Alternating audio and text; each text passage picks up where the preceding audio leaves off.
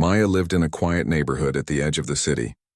The houses looked almost the same, with neat gardens, white fences, and small mailboxes standing by the sidewalks. Most days were calm. The loudest sound usually came from children playing with their bikes or dogs barking at the mail carrier. Maya enjoyed this calm life. She had moved there 2 years ago, hoping for peace after living in a busy apartment building. She loved waking up to birds outside her window, watering her plants in the morning and sitting on her porch with tea in the evening. The air was fresh and the neighbors always smiled and waved. She liked the neighborhood, but there was one thing she did not always enjoy. The Homeowners Association, or HOA, had many rules. The grass had to be trimmed exactly. Fences had to be painted a certain color, and even the kind of flowers people planted were discussed in meetings. At first, Maya thought these rules were just to keep things tidy. But after some time, she started to notice that the rules were more about control than about beauty. One of the strictest members of the HOA was Mrs. Walters. Many neighbors quietly called her Karen behind her back because of her behavior. She was always watching. If someone left their trash bin out too long, she would write a note. If someone's lawn looked dry, she would report it. Mrs. Walters was tall, with sharp eyes that seemed to notice every small detail. She carried a clipboard most of the time, as if she was always ready to write someone's mistake down. Maya tried to stay on her good side. She kept her yard clean, her garden simple, and her fence freshly painted. She thought that if she followed the rules, she would be left alone. But she was wrong. One afternoon, Maya was sitting in her living room reading a book. The sun was warm through the curtains and everything felt peaceful. Then she heard a sharp knock on her front door. It was not the kind of soft knock a friend would make. It was firm and quick, like a command. Maya put down her book and walked to the door. When she opened it, she saw Mrs. Walters standing there with her clipboard. Her blazer looked stiff, and her mouth was pressed into a thin line. "Good afternoon, Maya," Mrs. Walters said, in a voice that sounded more like a teacher scolding a student than a neighbor greeting a friend. "I am here for a routine inspection." Maya blinked in surprise. "Inspection? Inside the house?" she asked politely. She had never heard of such a thing. The HOA usually cared about yards, fences, and the outside of homes. Nobody had ever mentioned coming inside. "Yes," Mrs. Walters replied firmly. "The HOA has the right to make sure all homes are in compliance with community standards. This is one of our surprise inspections." Maya hesitated. Something in her heart told her this was unusual. Still, she did not want to cause a scene. "I was not told about this inspection," she said carefully. Mrs. Walters narrowed her eyes and raised her clipboard. "It is in the guidelines you agreed to when you bought the house. Do you want to be marked as uncooperative?" The word uncooperative made Maya's stomach tighten. She knew that if she resisted, she might get fines or warnings. The HOA had the power to make her life difficult, so she forced a small smile and said, "All right, please come in." Mrs. Walters stepped inside without another word. She walked slowly through the living room, looking at every corner. Her eyes moved over the books on the shelf, the pictures on the wall, and even the small rug near the coffee table. She made notes on her clipboard. Maya followed her nervously. "I just cleaned yesterday," she said softly, trying to explain herself. Mrs. Walters did not respond. She crouched near the window and measured the curtain length with her eyes. Then she stood and moved to the dining area. She looked under the table, then ran her finger along the edge of the chairs as if searching for dust. Maya felt embarrassed. She had never invited a neighbor inside like this, and now it felt like she was being judged for every small thing. When they reached the kitchen, Mrs. Walters began opening cabinets. She looked inside the pantry and even peeked into the refrigerator. "Your food should be organized properly," she said coldly. Maya's heart pounded. "I thought this was about the exterior of the house," she said carefully. "Everything in the home can affect the overall standard," Mrs. Walters answered without looking at her. "An untidy interior lowers community value." Maya wanted to argue, but fear held her back. She did not want trouble. She watched as Mrs. Walters opened drawers, checked the sink, and wrote more notes. They moved upstairs. Mrs. Walters opened doors, stepped into the bedrooms, and made more observations. She wrote something when she saw the laundry basket, then frowned at the arrangement of books on a desk. Maya's face grew hot with shame. These were private spaces, not areas for a stranger to judge. She stayed quiet, but inside she felt uneasy. Finally, after nearly an hour, Mrs. Walters walked back downstairs. She made one last note at the door and turned to Maya. "I will file my report with the HOA board. You will hear from us soon if there are issues." Without waiting for a reply, she stepped outside and walked down the path, her clipboard tucked under her arm. Maya closed the door slowly. Her hands were shaking. The house, which had always felt like her safe space, suddenly felt invaded. She leaned against the door and tried to breathe deeply. The silence in the room felt heavy. She wondered if anyone else in the neighborhood had gone through the same thing. She had never heard of such inspections before. Was this really part of the rules, or was Mrs. Walters taking advantage of her position? Maya looked around her living room, which now felt strange after being inspected so closely. She told herself to stay calm, but deep inside she knew something about this was not right. That night she sat by her window watching the street outside. Neighbors watered their gardens, children played on the sidewalk, and everything looked normal. But Maya no longer felt at ease. She could not shake the feeling that Mrs. Walters had crossed a line. It was only the beginning of something much bigger, though Maya did not know it yet. What she had experienced was not just an inspection. It was the first step in uncovering something far more troubling about the HOA and the people who controlled it. Maya woke up the next morning with a heavy feeling in her chest. The memory of Mrs. Walters walking through her home, opening drawers and cabinets, still played in her mind. Every room now carried the echo of footsteps that were not hers. She tried to shake the thought away. She made tea, watered her plants, and fed her cat. She told herself to focus on work and forget about the inspection. But even as she sat at her desk, she kept glancing toward the door, half expecting another sharp knock. During her lunch break, Maya decided to take a walk around the neighborhood. She hoped the fresh air would calm her. The sidewalks were lined with trimmed bushes and colorful flowers, but today everything felt different. It was as if the quiet houses were holding secrets. She passed Tom's house, her neighbor across the street. Tom was outside fixing his mailbox. He looked up, wiped his hands, and smiled. "Morning, Maya," he said. "Morning," she replied. She hesitated for a moment, then asked, "Tom, has Mrs. Walters ever come into your house for an inspection?" Tom frowned. "Why do you ask?" "She came to mine yesterday.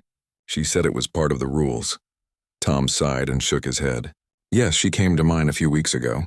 Said it was routine. I thought it was strange, but I didn't want to argue. She made notes about my furniture. Even told me my blinds were not the right color." Maya's eyes widened. "She did the same with me. She looked inside my pantry. She even wrote something about my curtains." Tom's face turned serious. "You should be careful. She thinks she has more power than she really does. Some people in the neighborhood are afraid to speak up." Maya felt a chill run through her. If Tom had gone through the same thing, maybe others had as well. She continued her walk and stopped to greet another neighbor, Mrs. Lee, who was tending to her roses. Maya gently asked, "Mrs. Lee, has anyone from the HOA come inside your house?" Mrs. Lee's smile faded. She glanced around, lowered her voice, and said, "Yes, Mrs. Walters came last month. She told me my kitchen was not organized properly. I did not feel comfortable, but I did not want any trouble." Maya's heart sank. She realized this was not just a single visit. Mrs. Walters had been doing this to multiple people.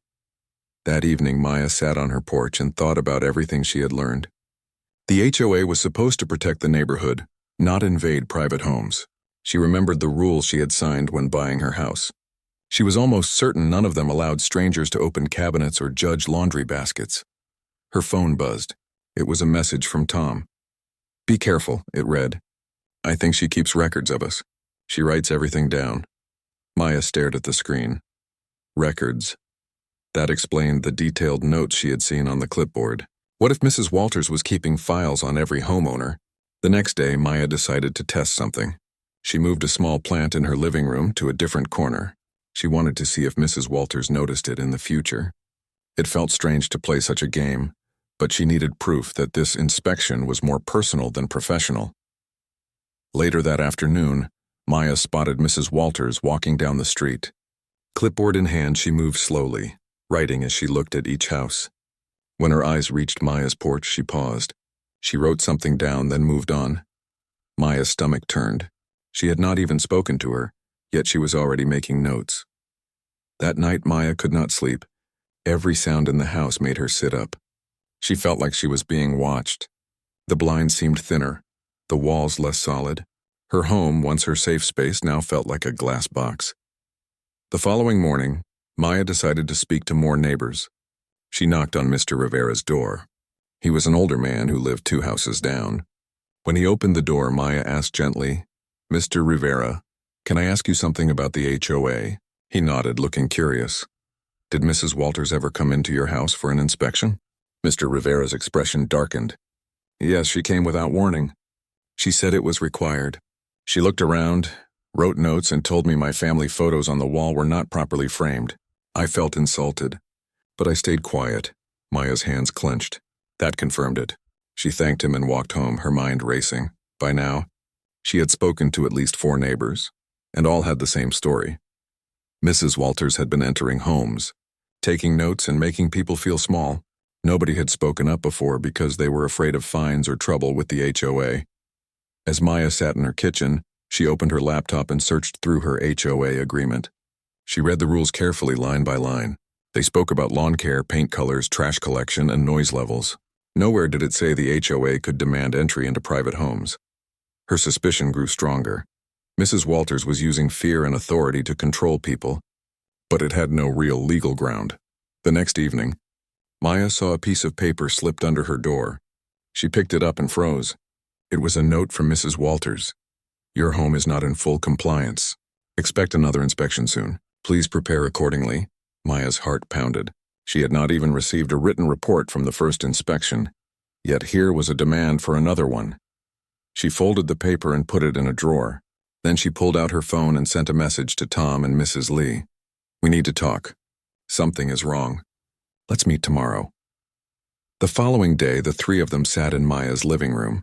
Tom leaned forward and said, "We cannot let this continue. She is crossing boundaries." Mrs. Lee nodded nervously. "But what can we do? She has the board on her side."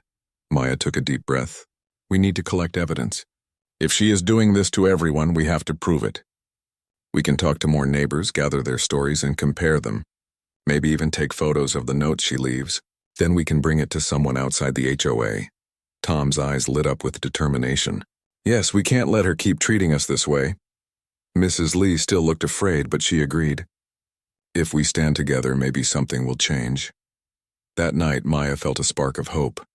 She was still nervous, but now she was no longer alone. Her neighbors had experienced the same invasion, and together they could push back. She looked around her house, her eyes landing on the plant she had moved to test Mrs. Walters' memory. She whispered to herself, "This is my home. She does not get to take that away." Maya did not know what was coming next, but one thing was clear. Mrs. Walters had overstepped, and the truth would not stay hidden forever. The next morning, Maya woke early. She sat by her kitchen table with a notebook, writing down everything she remembered from Mrs. Walters' inspection. She listed the way she looked through drawers, opened cabinets, and commented on things that were none of her business. Maya also copied the message Mrs. Walters had left under her door, word for word. She knew this notebook was important. If she and her neighbors were going to prove anything, they needed clear records. Later that day, Tom came by with a folder. "I started writing things down too," he said. He opened the folder and showed Maya a small stack of papers. Each page listed the dates Mrs. Walters had visited, what she said, and what she wrote down. "She even wrote a note about the color of my dog's food bowl," Tom said, shaking his head in disbelief. "I thought I was overthinking it, but now I see she is going too far." Mrs. Lee soon joined them, carrying a plastic bag. Inside were 2 slips of paper Mrs. Walters had left her. One said her drapes did not match community values, and the other told her to adjust the organization of her cupboards. "This is ridiculous," Mrs. Lee said with a sigh. "She is controlling things that have nothing to do with the neighborhood." Maya nodded. "We have to keep all this safe. It might help us later." Together they began knocking on doors and talking to more neighbors. Some were afraid to speak, but many admitted they had been through the same strange inspections. An elderly couple said Mrs. Walters had written down the number of medicine bottles on their counter. A young mother said she had been scolded because her child's toys were not neatly stored away. Each story made Maya more determined. She could see the pattern. Mrs. Walters was not just keeping notes, she was keeping watch over their personal lives. One evening, As Maya returned from work, she found another small note stuck to her door. It read, "You have been warned before. Compliance is expected." Her hands shook as she held the note. She had not even received a list of what she was non-compliant with. It was vague, threatening, and unsettling. She immediately put the note into her notebook with the others. The following day, she visited Mr. Rivera again. He opened his door slowly and looked around before letting her in. His voice was quiet as he said, "Be careful, Maya. Mrs. Walters has friends on the board. They back her up in everything." Maya frowned. "Do you mean they know she is doing this?" Mr. Rivera nodded. "Yes. I used to be on the board years ago. Back then things were fair, but now it is different. They give her too much power. I think she keeps them informed and they use the information however they want." Maya's chest tightened. If the whole board was involved, it would not be easy to stop. Still, she refused to give up. That weekend, she and Tom organized a small meeting in Maya's living room. About 10 neighbors came. Some looked nervous, some angry, and some simply tired of the constant inspections. Maya stood in front of them, holding her notebook. "We all know something is wrong," she said firmly. "The HOA is supposed to manage the community, not invade our homes. Mrs. Walters has been crossing lines, and we cannot stay silent anymore." Tom stepped forward with his folder. "I have dates and notes of her visits. I know some of you have similar papers. If we put everything together, we will have enough to show this is not just a one-time mistake. This is a pattern." One by one, neighbors shared their experiences. Some had written notes, others only had memories, but together, the stories painted a clear picture. Mrs. Walters had been using her role to act like a ruler over private spaces. Mrs. Lee, her voice trembling, added, "We should contact someone outside the HOA, maybe a local reporter or the city office. They need to know what is happening." Everyone agreed, though fear still hung in the air. They all knew the HOA could find them or make life difficult.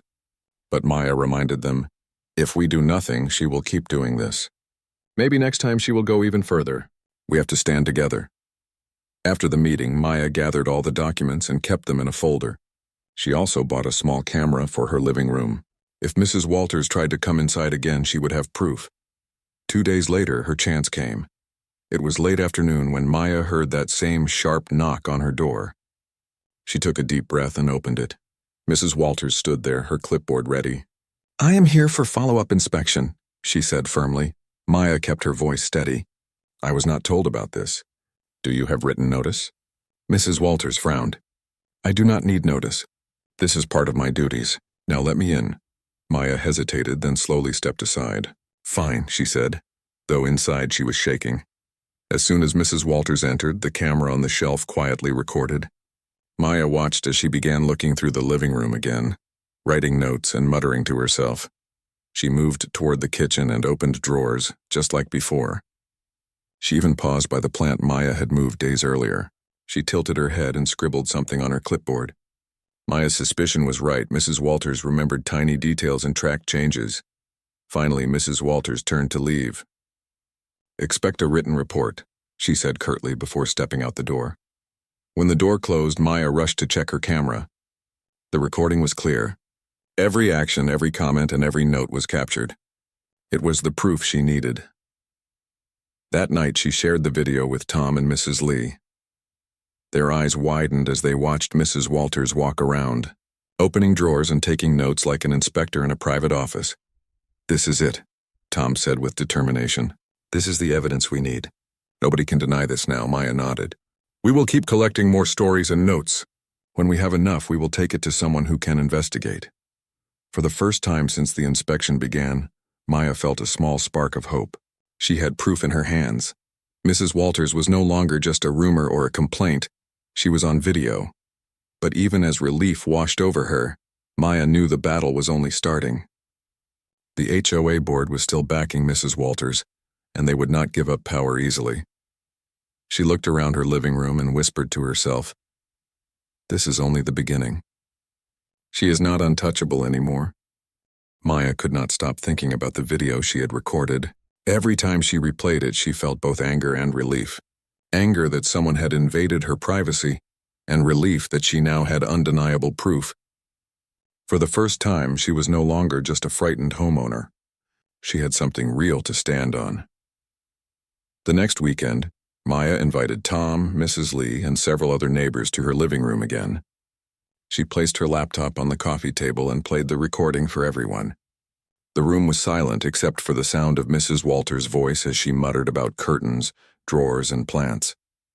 When the video ended, people exchanged uneasy glances. Mr. Rivera shook his head slowly. "This is worse than I thought. She is not just checking. She is searching. She acts like she owns our houses." A young mother named Anna clenched her fists. "She came to my house last week and told me my child's toys should not be on the living room floor." I was too shocked to respond. Seeing this video makes me realize it was not just me. Tom leaned forward. "This is the evidence we need. If we gather everything, videos, notes, testimonies, we can take it to someone outside the HOA. We cannot trust the board to fix this." Maya nodded. "We need to stay calm and careful. If we act in anger, they will call us unreasonable. But if we show facts, we can't be ignored." The group agreed. They decided to collect stories from as many neighbors as possible, document every note, and make copies of everything. They split into small teams. Tom and Anna would speak to families on the north side of the street. Mrs. Lee and Mr. Rivera would talk to the homes near the park. Maya would focus on organizing the records. During the next week, the group worked quietly but steadily. More and more neighbors came forward with stories. One said Mrs. Walters had commented on the way clothes were folded in a drawer. Another said she had complained about the number of books on a shelf. Each account showed the same pattern of intrusion.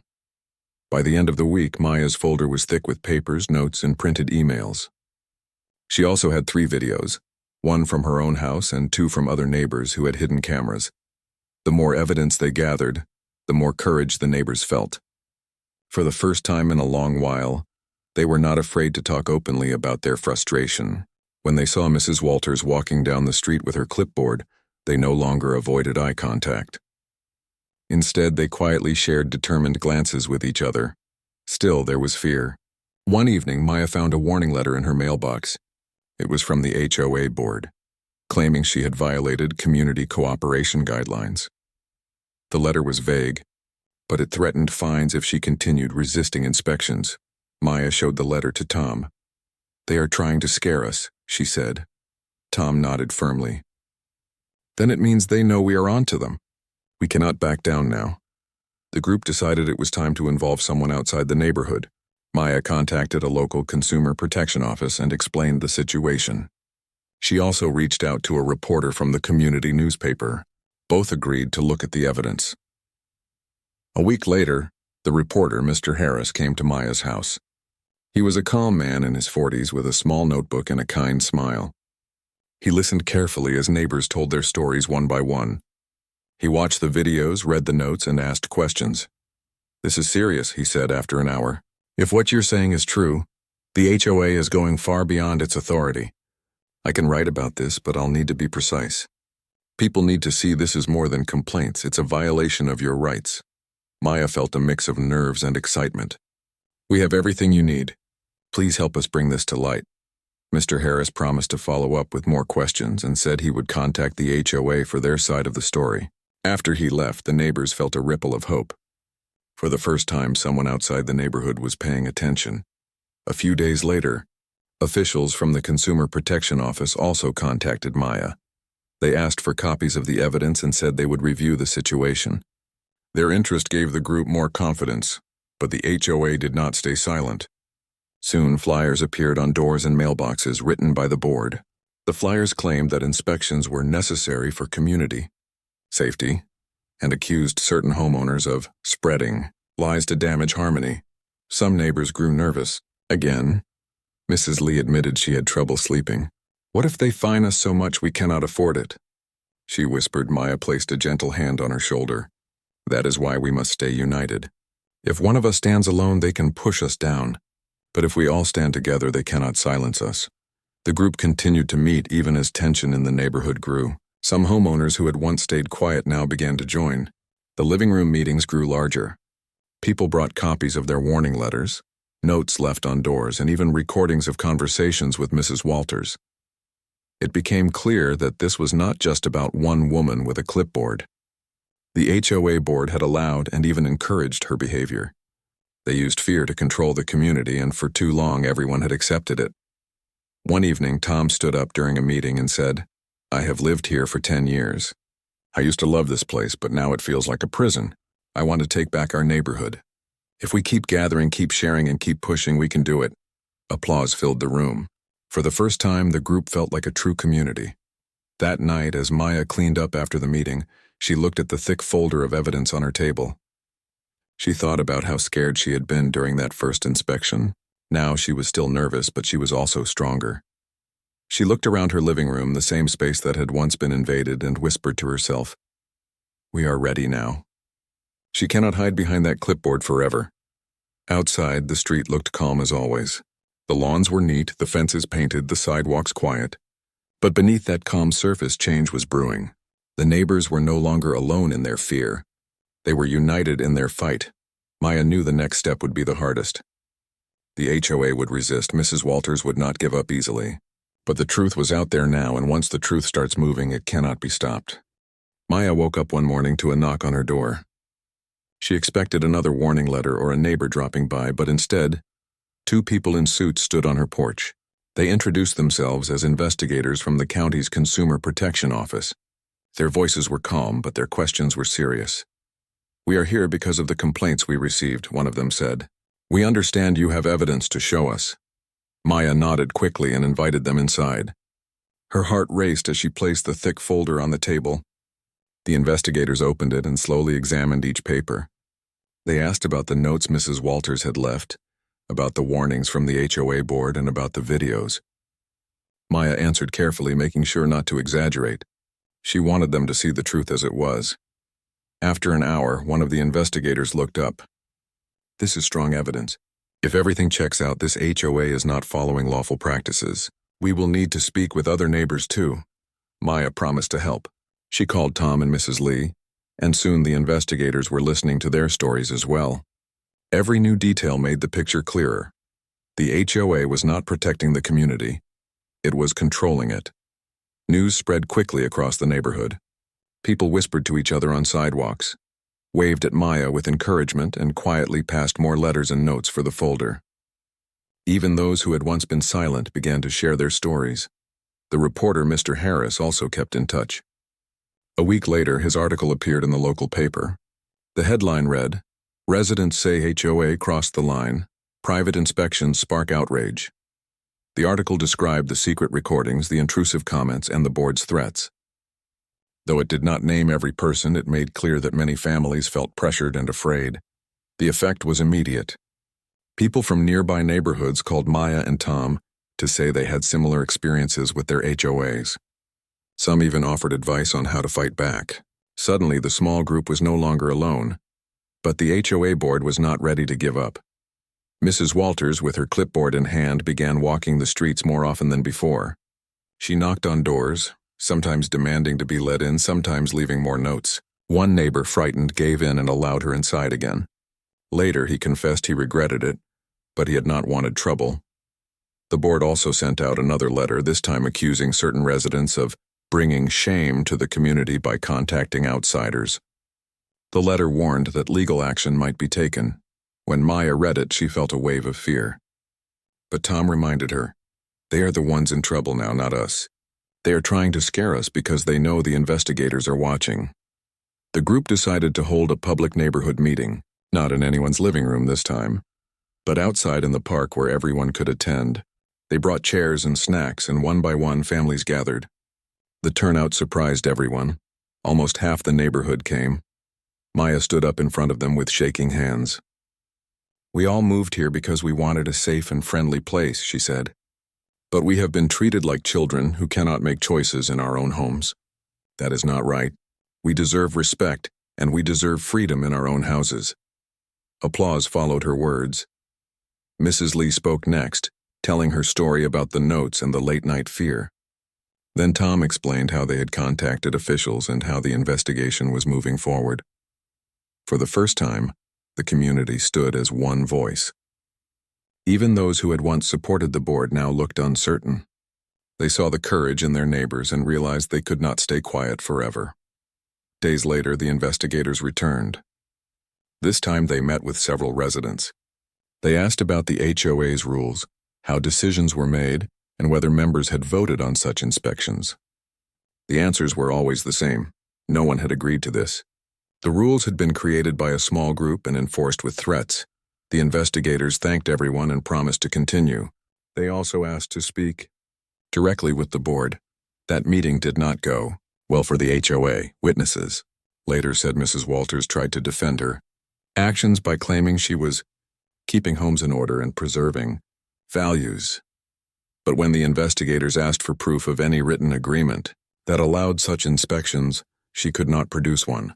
The other board members shifted uncomfortably, clearly realizing they were trapped. Within a week, a notice arrived in everyone's mailbox, not from the HOA but from the county. It explained that an official review of the HOA was underway. It warned the board not to perform further inspections until the matter was resolved. The neighborhood erupted with quiet celebration. People smiled at each other in the streets. Children played more freely in front yards. For the first time in months, the air felt lighter. Still, Mrs. Walters did not stop completely. She walked the sidewalks with her clipboard, though now she avoided knocking on doors. Sometimes she glared at Maya or Tom when passing by. But her power was slipping away and everyone knew it. A week later, Mr. Harris published a second article. This time, the headline read, "County investigates HOA after complaints of intrusion." The article explained that the board could face penalties if the allegations were confirmed. The story spread further, reaching regional news outlets. Suddenly, what had once been a quiet street conflict became a topic of wider discussion. People online debated the role of HOAs, with some sharing their own bad experiences. Maya felt both nervous and proud. Nervous because the spotlight was on her neighborhood, but proud because their struggle was finally being heard. At the next park meeting, Tom spoke firmly. "We are not just fighting for ourselves anymore. We are showing others that it is possible to stand up when things go too far. If we stay strong, the board will have no choice but to answer for what they did." The crowd cheered. Mrs. Lee wiped tears from her eyes. Anna squeezed Maya's hand. The sense of unity was stronger than ever. As the sun set that evening, Maya walked home with a quiet smile. The fight was not over, but they had reached a turning point. The board could no longer hide behind rules or warnings. The community had spoken and officials were listening. She looked at her house, once a place of fear, now a symbol of courage. She thought about the folder of evidence still sitting on her table and whispered to herself, "We are winning this." The night was peaceful, but the neighborhood knew change was coming. The final battle was close, and this time the community was ready.